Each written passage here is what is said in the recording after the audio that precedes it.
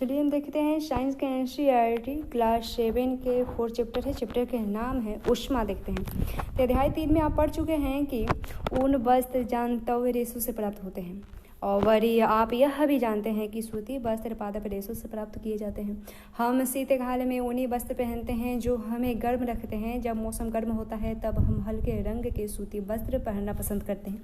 ये हमें ठंडक का अनुभव कराते हैं। आप यह जानते हैं कि अवश्य ही जानते होंगे कि उत्सुक होंगे कि किसी विशेष ऋतु के लिए विशेष प्रकार के वस्त्र ही क्यों उपयुक्त होते हैं। तो शीतकाल में आप घर के अंदर ठंड का अनुभव करते हैं। यदि आप बाहर धूप में आ जाएं तो गर्मी का अनुभव करते हैं। ग्रीष्म काल में तो आप घर के अंदर ही गर्मी का अनुभव करते हैं। हम यह कैसे जान पाते हैं कि कोई वस्तु गर्म है अथवा ठंडी? हम कैसे पता लगाते हैं कि कोई वस्तु कितनी गर्म अथवा कितनी ठंडी है? इस अध्याय में हम इसी प्रकार के कुछ प्रश्नों का उत्तर जानने का प्रयास करते हैं। देखते हैं गर्म तथा ठंड। देखते हैं तो अपने दैनिक जीवन में हम अनेक वस्तुओं के संपर्क में आते हैं। इनमें से कुछ गर्म है और कुछ ठंडी है। चाय गर्म तथा बर्फ ठंडी होती है। यहाँ जैसे सारणी 4.1 में दिया गया है सामान्यतः उपयोगी वस्तुओं का सूची भी दिया गया है। इस सूची में कुछ और नाम जोड़ सकते हैं हम और इन वस्तुओं को गर्म या ठंडी एक है रूप में चिन्हित कर सकते हैं। हम देखते हैं कि कुछ वस्तुएं ठंडी है जबकि कुछ गर्म। आप यह भी जानते हैं कि कुछ वस्तुएं दूसरी वस्तुओं की अपेक्षा अधिक गर्म होती है जबकि कुछ वस्तुएं दूसरों की अपेक्षा अधिक ठंड होती हैं। हम कैसे ज्ञात करते हैं कि कोई वस्तु दूसरी वस्तु की अपेक्षा अधिक गर्म है? प्रायः हम इतना पता वस्तुओं को स्पर्श करके लगाते हैं, परंतु क्या हमारी स्पर्श इंद्रिय विश्वसनीय है? आइए ज्ञात करते हैं।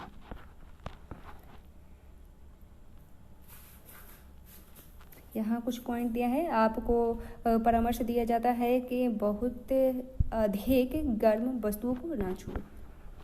यहाँ कुछ क्रियाकलाप दिया गया तो क्रियाकलाप के हिसाब से समझते हैं। 3 भरे मग अथवा कटोरी लीजिए और इन पर ABC नामांकित कीजिए। मग A में ठंडा पानी तथा मग B में गर्म पानी लिखिए। कुछ ठंडा और कुछ गर्म पानी मिलाकर मग C में डालिए और अब अपने बाएं हाथ को मग A में तथा दाहिने हाथ को मग B में डालिए और दोनों हाथों को 2 से 3 मिनट तक मगों में डुबा कर रख दीजिए। अब दोनों हाथों को एक साथ मग C में डुबोइए। क्या दोनों हाथों का एक जैसा अनुभव होता है? उसके बाद यहाँ दिया गया है, बूझो कहता है कि मेरा बायां हाथ कहता है कि मग C में पानी गर्म है तथा दाहिने हाथ उसी पानी को ठंडा बतलाता है। मैं क्या निष्कर्ष निकालूं? तो बूझो को उलझन यह दर्शाती है कि यह निश्चित करने के लिए कि कोई वस्तु गर्म है या ठंडा हम अपनी स्पर्श इंद्रियों पर विश्वास नहीं कर सकते। यह हमें कभी भी धोखा दे सकती है। तब हम यह ज्ञात कैसे करें कि कोई वस्तु वास्तव में कितनी गर्म है?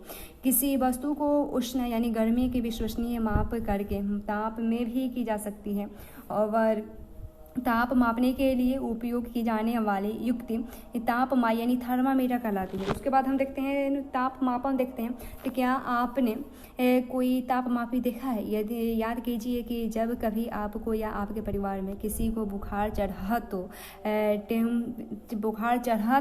टेम्परेचर यानी ताप को थर्मामीटर से मापा गया और जिस तापमापी से हम अपने शरीर के ताप को मापते हैं उसे डॉक्टरी थर्मामीटर कहते हैं। किसी थर्मामीटर को अपने हाथ में पकड़िए और इसका ध्यानपूर्वक परीक्षण कीजिए। यदि आपके पास थर्मामीटर नहीं है तो अपने मित्र के साथ सम्मिलित हो जाइए और डॉक्टरी थर्मामीटर चित्र के अनुसार जख्म दर्शा सकते हैं। डॉक्टरी थर्मामीटर में एक लंबी बारीकी तथा एक सामान्य व्यास की कांच की नली होती है और इसके एक सिरे पर एक बल्ब होता है। बल्ब में पारा भरा होता है। बल्ब के बाहर नली में पारे की एक पतली चमकीली धारी देखी जा सकती है और ये पारे को यह धारी आपको दिखाई ना दे तो थर्मामीटर को थोड़ा सा घसकाइए जब तक कि आपको उसमें धारी दिखाई ना देने लगे। थर्मामीटर पर आपको ताप मापने का एक मापक्रम स्केल भी दिखाई देगा। उपयोग किए जाने वाला यह मापक्रम सेल्सियम स्केल है जिसे C द्वारा दर्शाते हैं। डॉक्टरी थर्मामीटर में हम 35 C से 42 C तक के ताप की हम माप सकते हैं।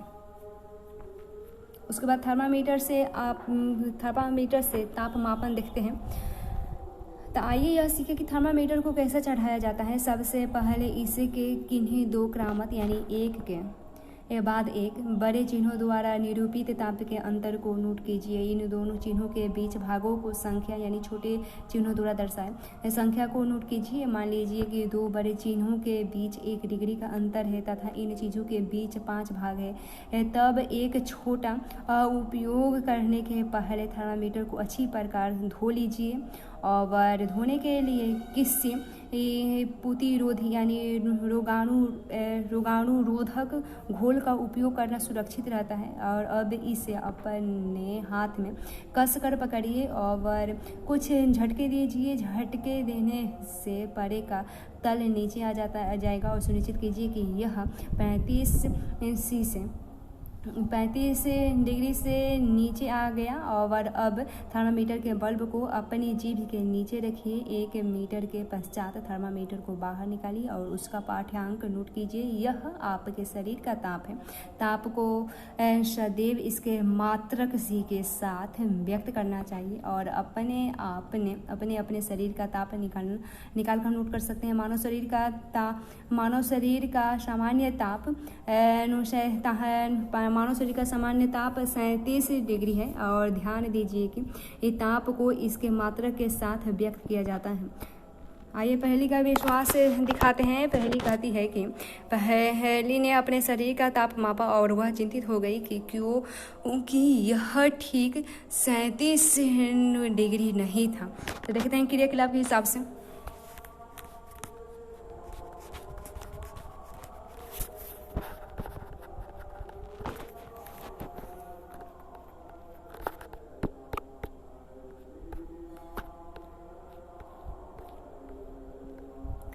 तो क्रियाकलाप के हिसाब से समझते हैं। तो डॉक्टरी थर्मामीटर की सहायता से अपने कुछ मित्रों यानी कम से कम 10 के शरीर का माप कीजिए और अपने परीक्षण के सारणी 4.2 में अंकित किया गया है वो देखिए। यहाँ गए डॉक्टरी थर्मामीटर पढ़ने के लिए आवश्यक सावधानियाँ। थर्मामीटर को उपयोग से पहले और उपयोग के पश्चात धोना चाहिए। धोने के लिए किसी प्रतिरोधी घोल का उपयोग अच्छा रहता है। सुनिश्चित कीजिए कि उपयोग से पहले पारे का तल 35 डिग्री से नीचे हो और थर्मामीटर को बढ़ते समय पारे का तल दृष्टि रेखा का सीधे में होना चाहिए। थर्मामीटर का सावधानीपूर्वक उपयोग कीजिए। किसी कठोर वस्तु से टकराने पर यह टूट सकता है। थर्मामीटर का उपयोग करते समय इसे बल्ब से नहीं पकड़ना चाहिए। उसके बाद देखते हैं प्रत्येक विद्यार्थी के शरीर का ताप 37 डिग्री है और यह आवश्यक नहीं है कि प्रत्येक व्यक्ति का सामान्य ताप 37 डिग्री हो। यह कुछ अधिक अथवा कुछ कम भी हो सकता है। वास्तव में जिसे हम सामान्य ताप यानी नॉर्मल टेम्परेचर कहते हैं वह स्वस्थ व्यक्तियों के विशाल समूह के शरीर का औसत ताप हो। उसके बाद यहाँ चेतावनी कुछ दिया गया है। डॉक्टरी थर्मामीटर का उपयोग मानव शरीर का ताप मापने को छोड़कर किसी अन्य वस्तु का ताप मापने के लिए कभी मत कीजिए और थर्मामीटर को धूप अथवा आग के पास रखने से बचाइए। ऐसा करने से यह टूट सकता है। डॉक्टरी थर्मामीटर को केवल मानव शरीर का ताप मापने के लिए ही डिजाइन किया गया है। मानव शरीर का ताप सामान्यतः 35 डिग्री से कम तथा 42 डिग्री से अधिक नहीं होता। यही कारण है कि इस थर्मामीटर का परिसर 35 डिग्री इससे 42 डिग्री है। उसके बाद प्रयोगशाला तापमापी देखते हैं तो हम अन्य वस्तुओं के ताप कैसे मापते हैं, इसके लिए अन्य तापमापी काम में लाते हैं। ऐसा ही एक तापमापी प्रयोगशाला तापमापी है। आपके अध्यापक इस तापमापी को आपको दिखाएंगे और इससे ध्यान से देखिए तथा इससे मापे जा सकने वाले अधिकतम तथा न्यूनतम ताप को नोट कीजिए। प्रयोगशाला तापमापी का परिसर प्राय 10 डिग्री से 110 डिग्री होता है, जैसे आपके डॉक्टरी थर्मामीटर में किया गया था। ठीक उसी प्रकार का तापमापी के भी किसी सबसे छोटे अथवा छोटे भाग द्वारा दर्शाए जाने वाला ताप का मान ज्ञात कीजिए। तापमापी द्वारा दर्शाए गए ताप को ठीक पढ़ने के लिए आपको ताप के इस मान की आवश्यकता होगी। महत्वपूर्ण बात देखते हैं तो विभिन्न प्रयोजनों के लिए विभिन्न प्रकार के तापमापी प्रयोग किए जाते हैं। मौसम की रिपोर्ट में दिए गए अधिकतम तथा न्यूनतम तापों की जानकारी देने के लिए अधिकतम न्यूनतम तापमापी का उपयोग किया जाता है।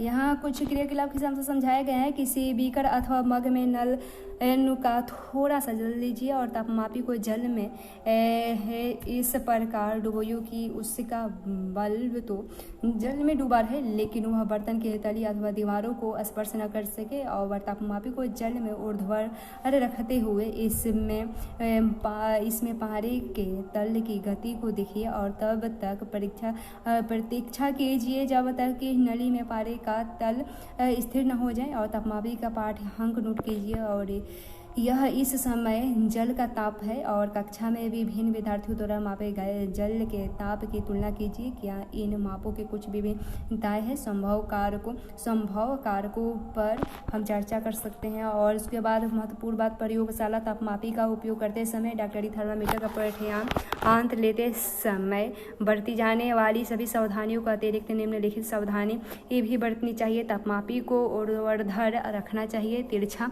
नहीं रखना चाहिए। तापमापी का बल्ब चारों ओर से उस पदार्थ से घिरा होना चाहिए जिसका ताप मापना है और बल्ब बर्तन की दीवारों से नहीं छूना चाहिए, बर्तन की दीवारों से नहीं छूना चाहिए।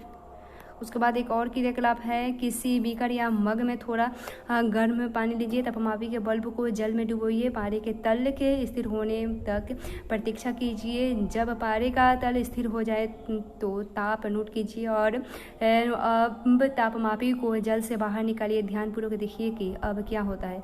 क्या आप देख सकते हैं कि जैसे ही तापमापी को जल में रख बाहर निकालते हैं पारे का तल गिरने लगता है। इसका अर्थ यह है कि किसी प्रयोगशाला तापमापी द्वारा ताप का पाठ्यांक तभी नोट करना चाहिए जब उस बल्ब जल या उस वस्तु से में रखा हो जिसका ताप मापन है।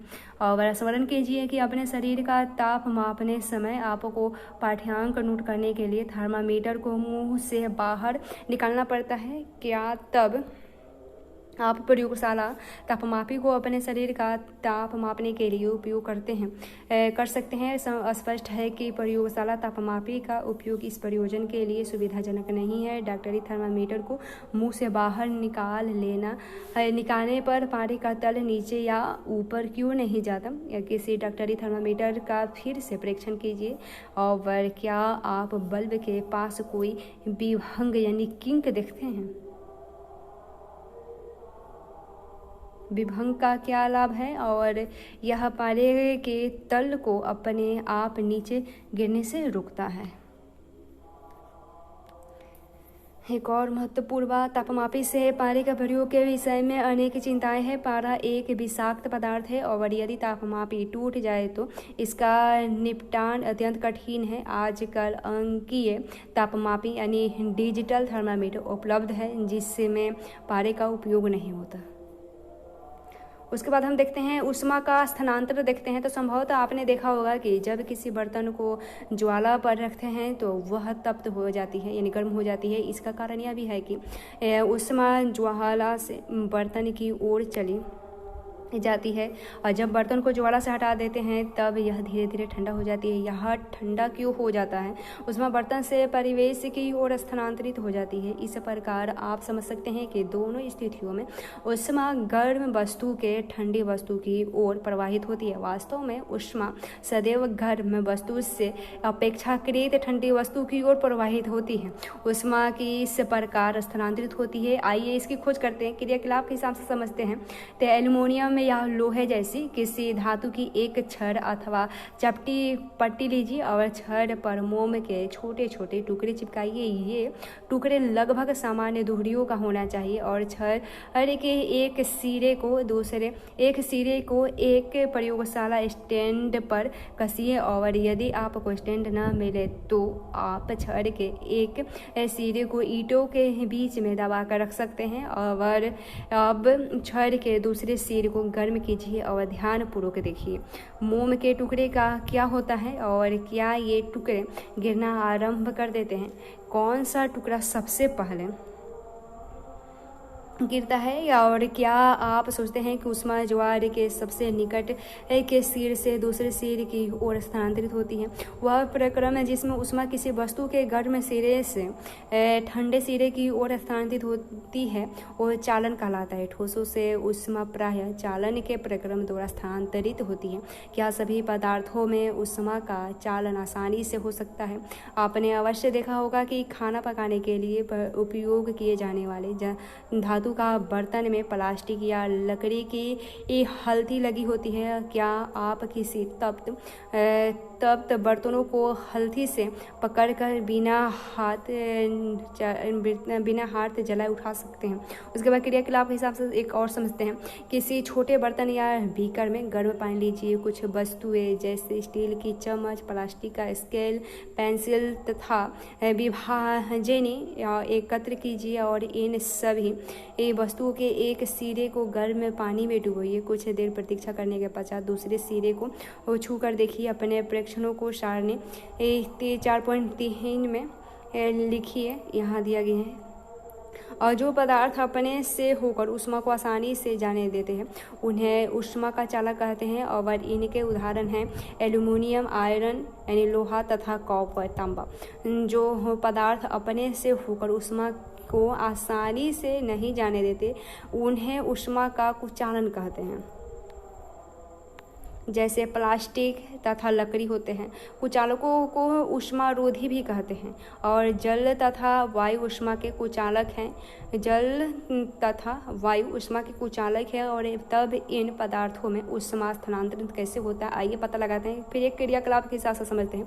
गोल पेंदे का फ्लास्क लीजिए और यदि फ्लास्क उपलब्ध न हो तो बीकर लिया जा सकता है और इससे जल से 2/3 भरिए और इसको किसी तिपाही पर रखकर अथवा फ्लास्क को रखने का कोई ऐसा प्रबंधन कीजिए जिससे कि आप इसके नीचे एक मोमबत्ती रखकर उसे गर्म कर सकते हैं। फ्लास्क में जल के स्थिर होने की प्रतीक्षा कीजिए और एक स्ट्रॉ की सहायता से फ्लास्क के पंदे पर पोटेशियम परमैंगनेट का एक क्रिस्टल धीरे से रखिए। अब क्रिस्टल के ठीक नीचे मोमबत्ती जलाकर जल को गर्म कीजिए। अपने प्रेक्षणों को नोटबुक में लिखिए तथा जो कुछ आप देख रहे हैं उसका चित्र भी बना सकते हैं। जब जल को गर्म करते हैं तो ज्वाला के पास का जल गर्म हो जाता है और गर्म जल ऊपर उठता है। इस गर्म जल के आसपास का ठंडा जल उसका स्थान लेने लगता है और फिर यह जल भी गर्म होने लगता है, गर्म होकर ऊपर उठने लगता है तथा आसपास के जल फिर इसके स्थान पर आ जाते हैं। और यह प्रक्रिया तब तक चलती रहती है जब तक कि सारा जल न हो जाए। ऊष्मा स्थानांतरण की इस विधि को संवहन कहते हैं। उसके बाद वायु में ऊष्मा का स्थानांतरण किस प्रकार होता है? धुआं किस दिशा में जाता है? ऊष्मा स्रोतों के पास की वायु गर्म होकर ऊपर उठती है। इस प्रकार यह वायु भी गर्म हो जाते हैं और यह प्रक्रिया चलती रहती है। उसके बाद फिर एक क्रियाकलाप के हिसाब से समझते हैं। एक मोमबत्ती जलाइए, अपने एक हाथ को ज्वाला के ऊपर तथा दूसरे हाथ को ज्वाला के पार्श्व में रखिए। क्या आपको दोनों हाथों का समान गर्मी का अनुभव करते हैं? यदि नहीं तो कौन सा हाथ अधिक गर्म अनुभव करते हैं? ऐसा क्यों होता है? तो कुछ सावधानियां हैं। अपने हाथों को ज्वाला से सुरक्षित दूरी पर रखिए जिससे कि वे जले नहीं। ध्यान दीजिए कि ऊपर की ओर के वायु संवहन द्वारा गर्म होती है, इसलिए ज्वाला से ऊपर का हाथ गर्मी अनुभव कराता है और तथापि पार्श्व की वायु संवहन द्वारा गर्म नहीं हो पाती, इसीलिए यह वायु लौ के ऊपर की वायु जैसी गर्म नहीं होती। तटीय क्षेत्रों में रहने वाले लोग एक मनोरंजक परिघटना का अनुभव करते हैं। दिन के समय स्थल यानी धरती का स्थल जल की अपेक्षा शीघ्र गर्म हो जाते हैं। तटीय क्षेत्रों में रहने वाले लोग एक मनोरंजक परिघटना का अनुभव करते हैं। दिन के समय स्थल जल की अपेक्षा शीघ्र गर्म होता है और स्थल के ऊपर की वायु गर्म होकर ऊपर उठती है। इसका स्थान लेने के लिए समुद्र की ओर से ठंडी वायु स्थल की ओर बहती है। चक्र को पूरी करने के लिए स्थल की ओर से गर्म वायु समुद्र की ओर बह जाती है और उसके बाद समुद्र की ओर से आने वाली वायु को समुद्र समीर कहते हैं। समुद्र समीर की ठंडी वायु का लाभ उठाने के लिए तटीय क्षेत्रों के भवनों में खिड़कियां समुद्र की ओर बनाई जाती है। रात्रि में यह प्रक्रम ठीक विपरीत हो जाता है। समुद्र का जल स्थल की अपेक्षा धीमी गति से ठंडा होता है, इसलिए स्थल की ओर से ठंडी वायु समुद्र की ओर बहती है। ये समुद्र समीर है और ये थल समीर है।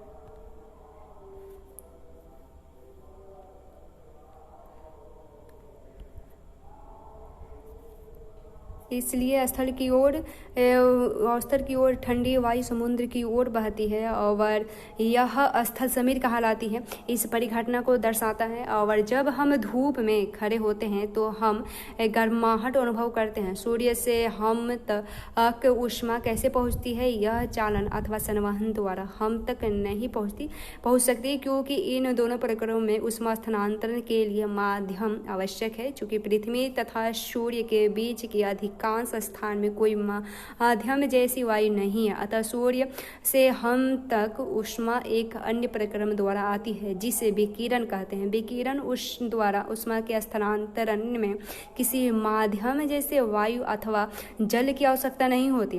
माध्यम विद्यमान हो या न हो, विकिरण द्वारा ऊष्मा का स्थानांतर हो सकता है।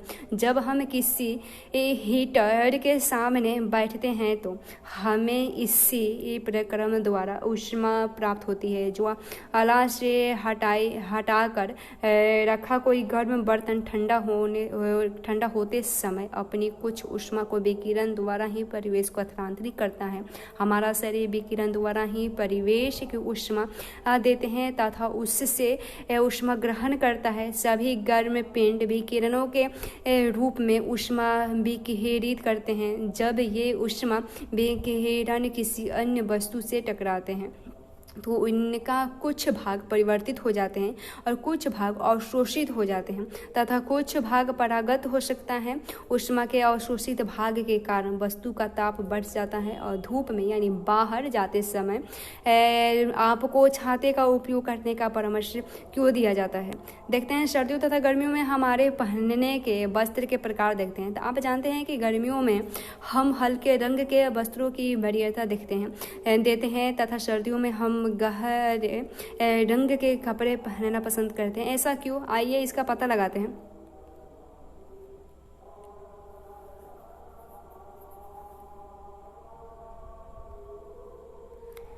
तो इसको कुछ क्रियाकलाप के हिसाब से हम समझते हैं। तो टीक के एक जैसे दो डिब्बे लीजिए और इनमें से एक के बाहरी पृष्ठ को काला तथा दूसरे के बाहरी पृष्ठ को सफ़ेद पेंट कीजिए। दोनों डिब्बों में बराबर मात्रा में जल भरिए तथा उन्हें दोपहर के समय लगभग 1 घंटे के लिए धूप में रख दीजिए।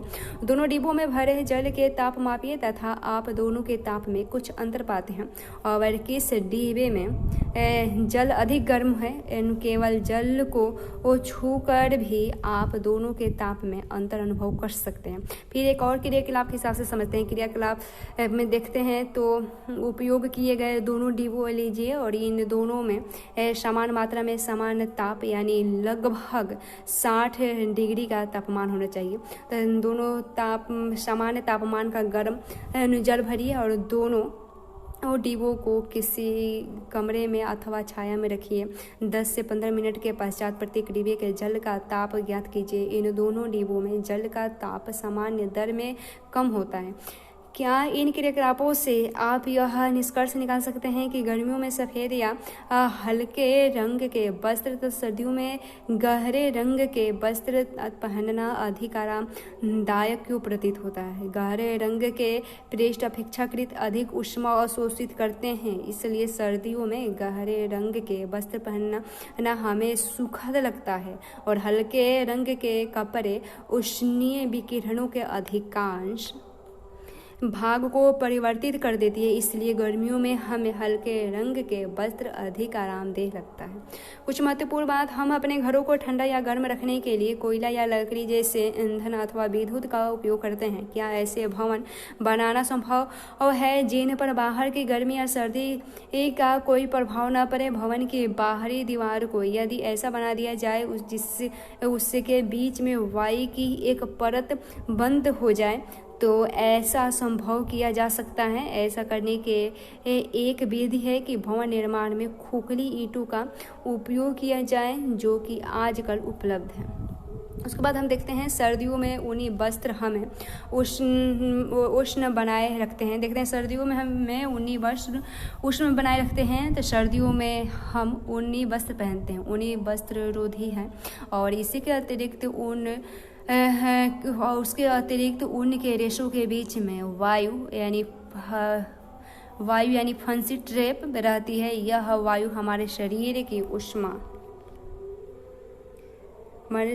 ऊष्मा को परिवेश की ओर विकिरित होने से रोकती है, अतः हमें उष्णता का अनुभव कराता है। मान लीजिए कि सर्दियों में आपको एक मोटे कंबल अथवा एक के ऊपर एक जोड़े 2 पतले कंबलों में ऐसे किसी एक का चुनाव करके उपयोग करने का छूट है, तो आप इनमें से किसे चुनेंगे और क्यों? याद रखिए कि 2 कंबलों के बीच में वायु की एक परत विद्यमान है। कुछ महत्वपूर्ण शब्द हैं तो सेल्सियस स्केल है, चालन है, चालक है, संवहन है, कुछ चालक है, अधिकतम न्यूनतम तापमापी है, उष्णरोधी है, थल समीर है, समुद्र समीर है, विकिरण है, ताप है, तापमापी, थर्मामीटर, अंकीय तापमापी, आपस से प्रतिरोधी है।